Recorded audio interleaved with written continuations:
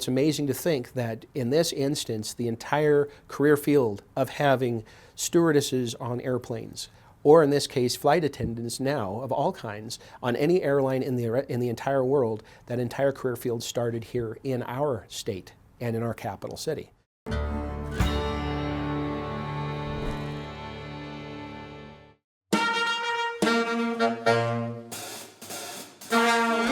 Having grown up here in Cheyenne, Wyoming, everybody looks at that airfield that sits in the middle of our city and wonder, why is it there? Cheyenne had an important part to play with the creation of our national airline transport system. The way that transformed the city of Cheyenne, and later on what the contributions of these people in Cheyenne made to the development of our modern concept of air travel, is outstanding.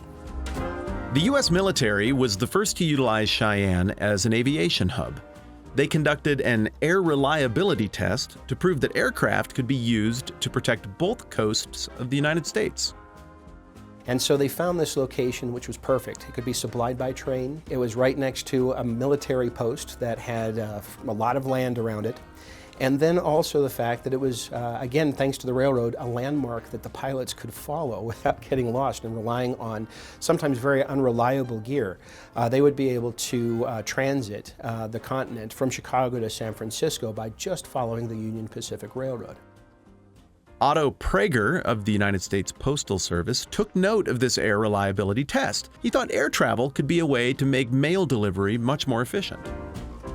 This test by the Army was able to prove that it was possible to have something go coast to coast in daylight hours in as little as 21 hours. And so it was decided that they would move a new civilian airfield to this plateau about a mile north of the state capitol building. And that is where the airfield is today. And the city has grown up around it. But from the very get-go, this was a very well-placed location. In 1926, the Kelly Airmail Act was passed. Airmail service would now be privatized. But part of the act stipulated that these commercial entities that took on airmail routes would also be required to take passengers. The company that was really interested in buying the largest of these airmail routes, ours, was this company by the name of Boeing Aircraft Corporation, under Bill Boeing, the legendary aircraft designer.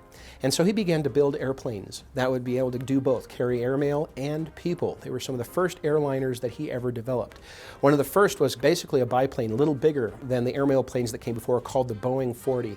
You know, the pilot sat outside in the wind. That's where the pilots thought they should be. But the place that he put the people was between the pilot and the engine, in the fuselage of the plane, in a space that could hold 4 people, surprisingly, but it's really small. If people were brave enough to try this, and there were some daredevils who were willing, you would not have help as a passenger from the pilot. He couldn't hear you until he landed at the next location. Bill Boeing decided to build his company's headquarters in Cheyenne due to its central location along the airmail route. And when he did that, that made Cheyenne the largest aviation depot in the Rocky Mountain region. At the same time that he was doing that, he designed another airplane, and this one was called the Boeing 80, also designed to carry passengers, but this time inside an enclosed cabin. Even the pilot and co-pilot were able to sit on the inside. It had 3 engines, and it was supposed to be appointed like a Pullman car on a railroad. You had walnut-paneled walls, you had wicker seats with leather cushions, you had china sconces with brass fixtures. It was absolutely luxurious. But unfortunately, even with this brand new airplane, they still could not convince people to fly. Steve Stimson, office manager of Boeing Air Transport's San Francisco office, presented the idea of using stewards on flights, like on ocean liners, to take care of passengers' needs. And as he was formulating this idea, a woman walks into his office looking for a job in aviation. She was a recent graduate nurse from French Hospital in San Francisco. Her name was Ellen Church. Well, as he started thinking about these ideas, he struck upon this idea with her help, that instead of having male stewards, what if you had female stewardesses who would be willing to go back, take care of the passengers? And he supplied this idea to his superiors in Cheyenne, Wyoming. They realized that maybe this would be a perfect thing to try to encourage the flying public to do this amazing step of getting into the air. And so they hired 8 young ladies to fly to Cheyenne, Wyoming, where the airline would train them on the finer points of what would it be to be a steward or stewardess on an airplane. They trained them for 4 days in May of 1930. They eventually took off, and 4 flew from Cheyenne to San Francisco, 4 took off from Cheyenne to Chicago. Neither the passengers or the crews took very long to realize just how valuable these young ladies were. And very shortly, Boeing Air Transport saw an uptick in people that wanted to fly on their airline. Other airlines saw this as well and liked the service and began to do this too. The stewardess school was an experimental idea. Nobody knew exactly what form it was going to take. Mr. Stimson actually was very important in trying to get this done. From the very beginning, he did this with Ellen Church. They designed what would be necessary to be good stewards, or stewardesses rather, on these aircraft. Early stewardesses had this amazing panoply of things that you can't imagine that stewardesses or flight attendants would do today. They would have to be registered nurses. They were responsible for checking bags, weighing the passengers, loading the bags onto the aircraft, dusting the windowsills, tightening down the seats after every landing to make sure that they didn't come loose on the next landing. Of course, they serve food, the swatted flies, but they are also seen in many instances pushing airplanes into hangars and helping refuel the aircraft. Stuff that sounds absolutely remarkable today. And so it was a matter of trial and error over decades to eventually get to the profession that we understand it today. There was one rule that stuck with the stewardesses from the very beginning, was the fact if you got married, you had to resign. And so this is something that continued from the 1930s all the way up until 1974, that no stewardess, when any airline, was allowed to be married. But that also meant the turnover was incredible. In 1930, large-scale mergers were happening within the airline industry. Boeing Air Transport became part of what is now United Airlines, and United was headquartered in Chicago, but maintained an operations base in Cheyenne. All the aircraft that United Airlines flew, no matter which one of these branches that they used to belong to, were brought to Cheyenne, Wyoming for maintenance. During the early days, there was one stewardess per plane, but when United started using the Douglas DC-3, the amount of passengers doubled, and United started using more than one stewardess on each flight. By the time we got the DC-3 into United Airlines inventory, the federal government mandated that for every 10 people on a plane, there must be a stewardess. That became kind of a new standard that was regulated.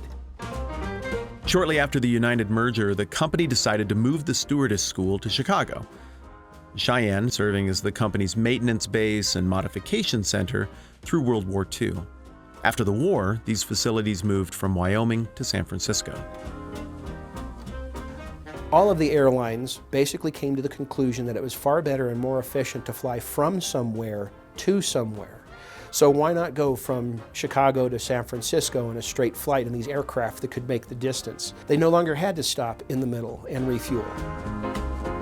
With all the changes, they didn't want to let Cheyenne swing in the wind or leave us out in the cold. They wanted to continue their relationship with our community here in Wyoming. And so beginning in 1947, they started implementing the training program, the training school for United here at Cheyenne. They had dormitories for the ladies. They had a cafeteria for them. They had classrooms. They had mock-ups of this new DC-4 airliner that they would be able to train these new stewardesses in. And the instructors that they brought were all professional stewardesses that were actually in the airline. So the training level went from 4 days at the beginning, and here in 1947, the training was up to 5 weeks. And what they had to be trained in was for a brand new aviation industry, because now, after World War II, flight was now a given in modern life. And they needed something, I believe in the first year, 600 new stewardesses in that year to meet the new demand. Unfortunately, all good things must come to an end. And for Cheyenne, the end came with its connection with United Airlines in 1961. United decided that it was a good idea to build a brand new school for the stewardesses right next to their headquarters back in Chicago. And so, unfortunately, after graduating upwards of 7,000 stewardesses, eventually United decided to close that business, and Cheyenne has been poorer for it ever since. Mike and a fellow researcher, Starley Talbot, have written 2 books about the history of aviation in Wyoming, including one published in the summer of 2020 about the stewardess training program in Cheyenne. I thoroughly enjoyed everything that I discovered about what happened here in our city. that at one point we were the center of the aviation world, that all the airlines used to come to Cheyenne and go to the Plains Hotel to have the meetings that would define the future course of the industry for that year. Instead of Denver or instead of San Francisco or Chicago, they came here. And the fact that it was here in Cheyenne that we had this stewardess profession, that now every airline in the world that holds its salt as a major carrier for passengers or otherwise must have flight attendants to take care of their passengers. That started here. And I think that's a feather in our cap that we don't talk enough about, and we really should be proud about our contribution.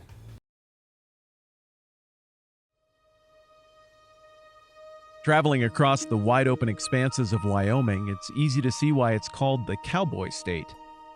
The distinctive bucking bronc and rider are everywhere, from the state's license plate, the field at War Memorial Stadium, to the U.S. Mint's commemorative quarter.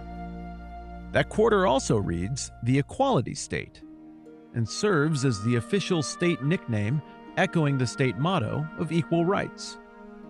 Every third Monday of January, Wyoming celebrates its heritage as the first state to grant women the right to vote in 1869. For many, the third Monday in January is observed for another very significant reason, honoring the birth of civil rights leader Dr. Martin Luther King Jr. Former state legislator Liz Byrd said this day signified a personal struggle embodied in the symbolism of the day itself.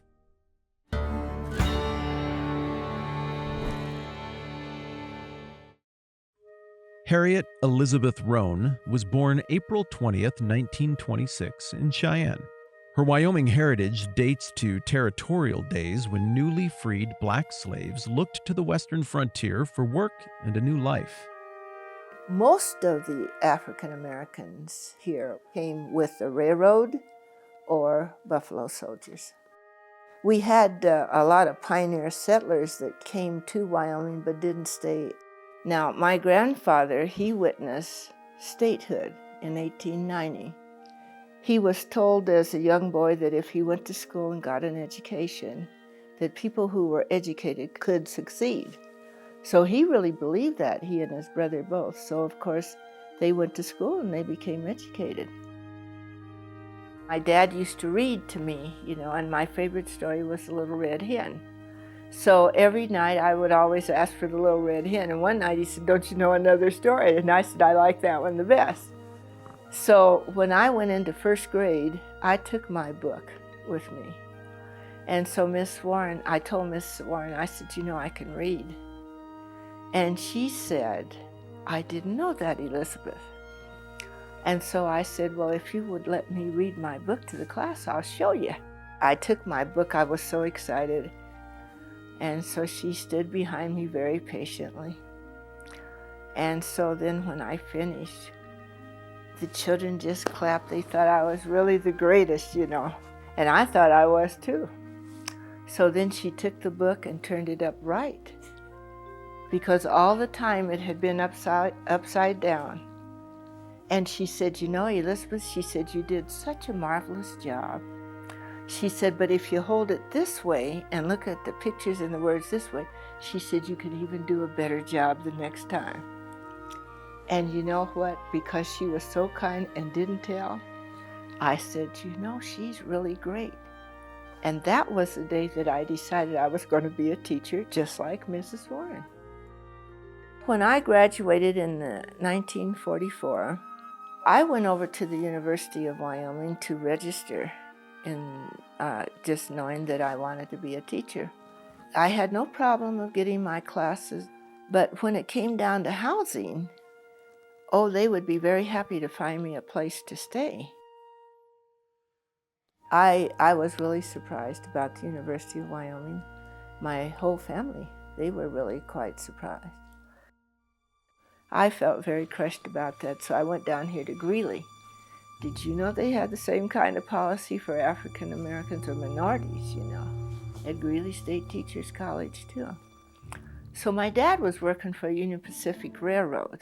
And I said to my dad, "Can you get me a pass to go on the railroad to any school in the United States of America?" He said, "Yes, I can." So I took all 48 states and put them in a jar except for Wyoming and Colorado. I shook the jar up, and out came West Virginia. I get this real nice letter from West Virginia State College. So when I got down there, everybody was telling everybody, "You've got a student from Wyoming," and everybody wanted to see the girl from Wyoming. Not only that, I wore my Western jacket down there too, so they would really know that I was from Wyoming. That's the first time I had ever been around that many black children in my life. And I said, "Oh Lord, thank you for letting me come to West Virginia State College." I said, "I really think I'm in heaven." Because I had been with these students and they had been so nice to me and everything. I enjoyed my 4 years down there very much. When I graduated from West Virginia State College, I came home. I went over to the administration building here in Cheyenne. With this certificate and everything, I'll just go over there, and show them in the school district, and boy, I'll get me a job just like that. But that didn't happen. It just did not happen. And they had their own personal policy in the Department of Education. They had no African American teachers. I won't let this defeat me. They had jobs out at Warren Air Force Base. I was to work in Service Stock B. While I was working over there, they called me and asked me would I like to try out for instructor training over in the schools. I was so happy, I want you to know, of being in that school. Now I was a permanent GS7, a regular classroom instructor and everything. Those years were really my very best. I really got to know myself. I was proud to have the job. 10 years later, I go back to public school.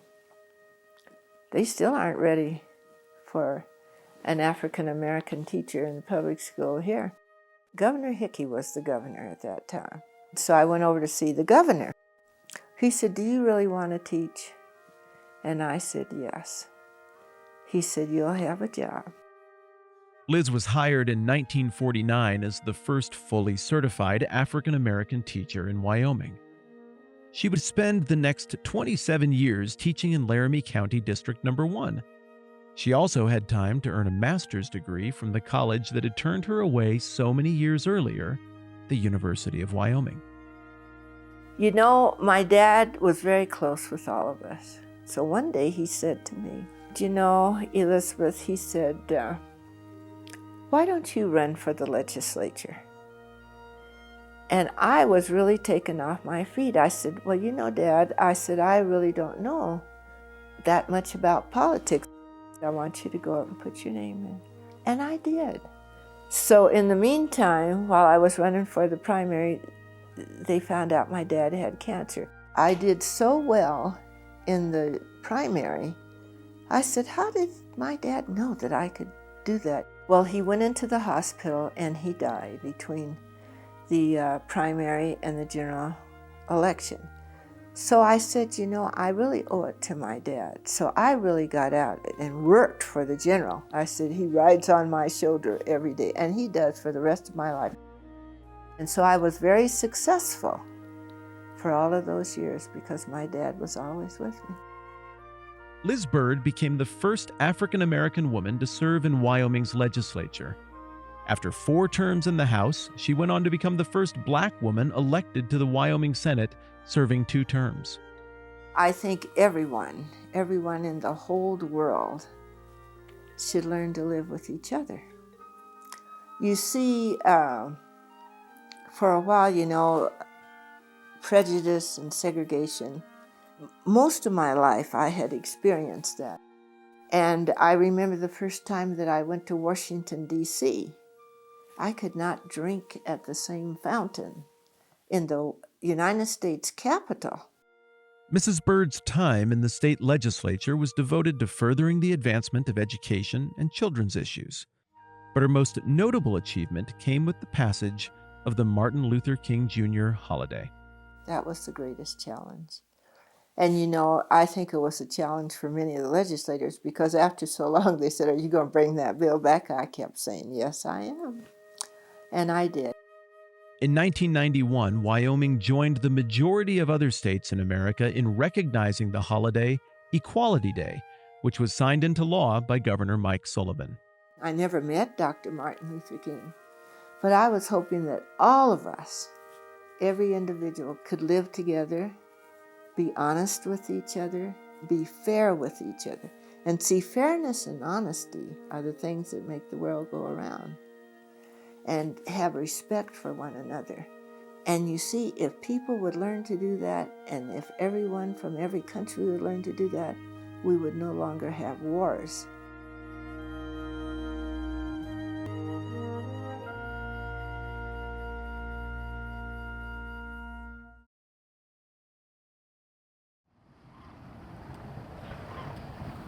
There's something really magical about fire in general. It brought people together. When we first made fire, it was a form of safety, and you can gather as a group and be around it. And when I light up my props, I definitely feel like an electricity happen. I hear the fire rolling with the air as it's moving. I feel like my whole soul is on fire. All right.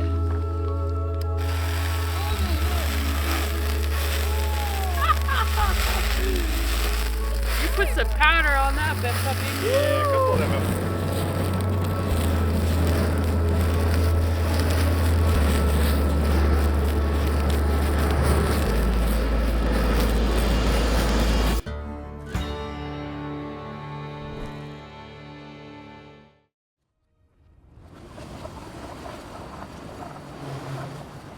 I work at my family's ranch. I'm the 5th generation. My dad didn't have any sons. He had 3 girls. So I was the son. I spend most of the day working with my dad and my family, usually running equipment to doing mechanical work.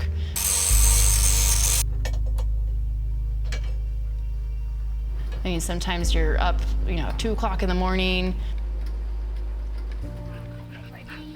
We're going literally 24/7. You have to really love it. As much as I do love it, I'm such a creative person that it was also hard. So growing up with dance, I loved it, but it's really kind of a cliquey group of people that usually get into it, where you're really thin, and I was never naturally skinny. I'm pretty tough.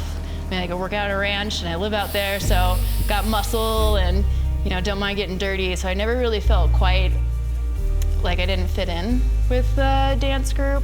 And even with theater, I love theater, but I don't have a good singing voice. So that didn't leave a whole lot of room for me as far as acting goes. I never really figured out how my love of theater and dance would really coordinate with the rest of my life, especially with farming.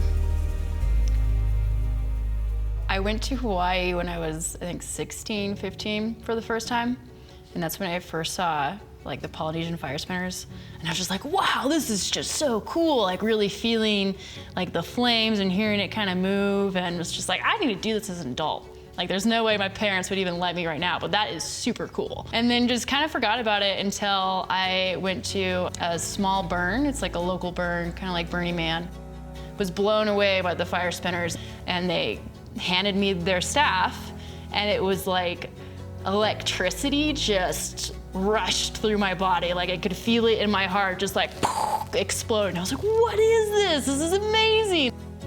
I mean, maybe when you see your child for the first time, you kind of feel that rush of love, and it was very similar to that, and just knew I had to do this. And it was like, how did you get into this? What do I gotta do? And they're like, oh, we just bought the prop online and just started playing with it. I was like, perfect, done.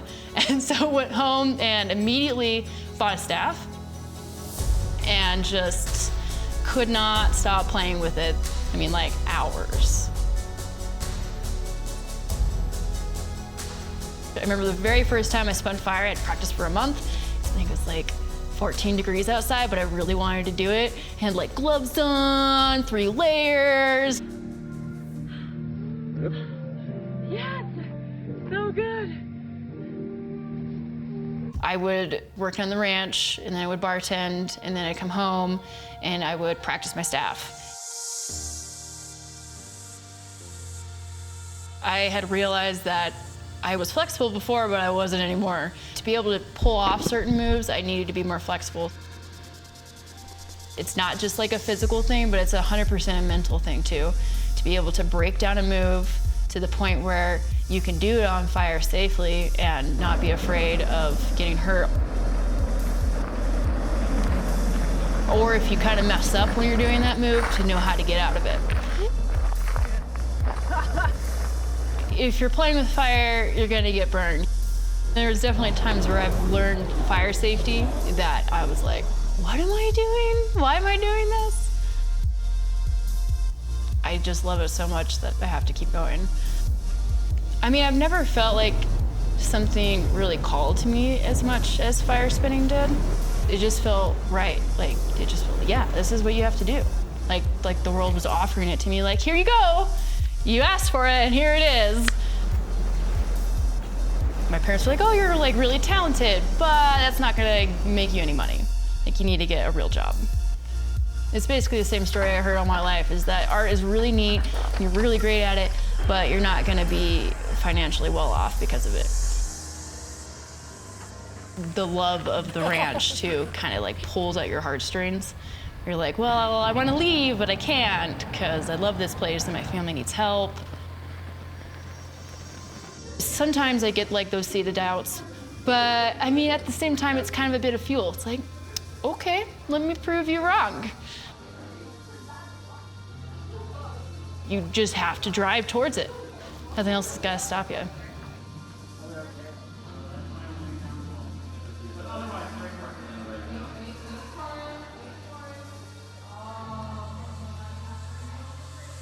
My parents, when I first started fire spinning, thought I was crazy. And they're like, this isn't gonna last long. She's just going through a weird phase.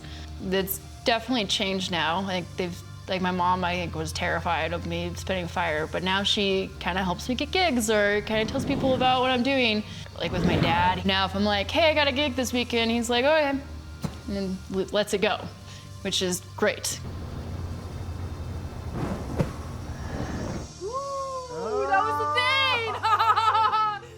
I always wanted to be on screen and entertain people, and if I can do that, going around the world and spinning fire and bringing some joy, like what I experienced when I was like 16, I'd be super happy to do that.